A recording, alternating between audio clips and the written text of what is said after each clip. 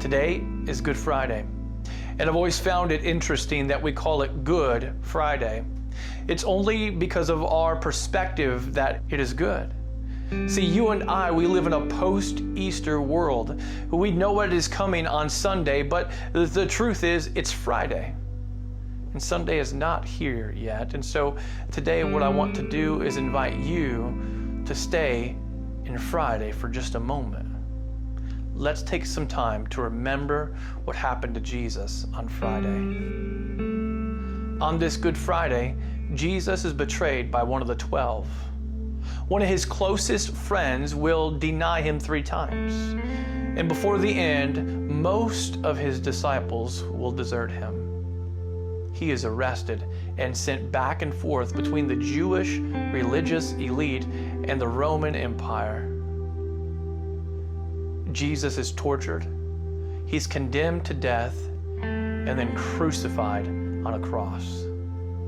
The Gospels do not paint this rose-colored picture of Friday. In fact, they tell us that this is not an easy task at all.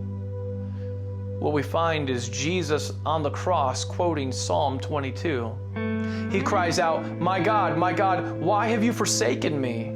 All of my enemies are surrounding me. I'm at death's door. If you haven't read Psalm 22 here recently, I want to ask that you'll press pause right now and that you'll pause this video and you'll read all of Psalm 22. And as you read it, will you picture Jesus on the cross and then come back? See, Jesus is on death's door, and what we read in the Gospel of Mark is that with a loud cry, then Jesus breathed his last. Good Friday is often moved past too quickly. I'm guilty of this myself. I like to see what's happening on Sunday, but that's not the call of Good Friday. The call of Good Friday is to slow down. It's to stop. It's to pause. It's to dwell.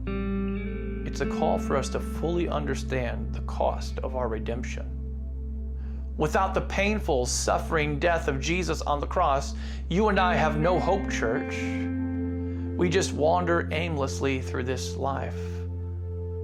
But Good Friday gives us something to be excited about. We call this Good Friday not because Jesus died, that's not the good part, but we call it Good Friday because of what his death accomplished for us.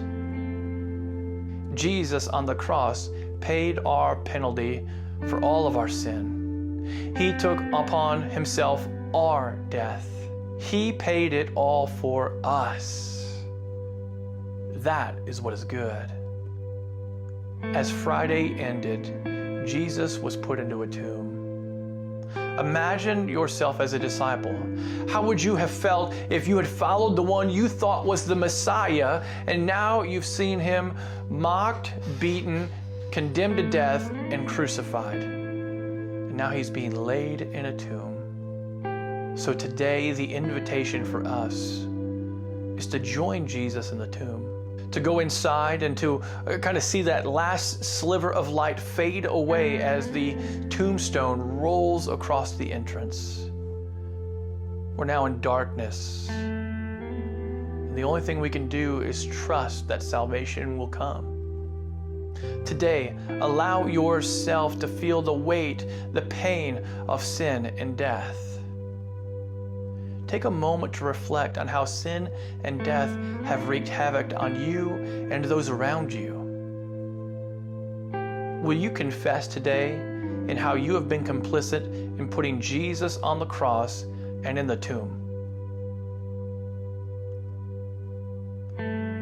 And will you confess your powerlessness to do anything about the brokenness left in sin and death's wake?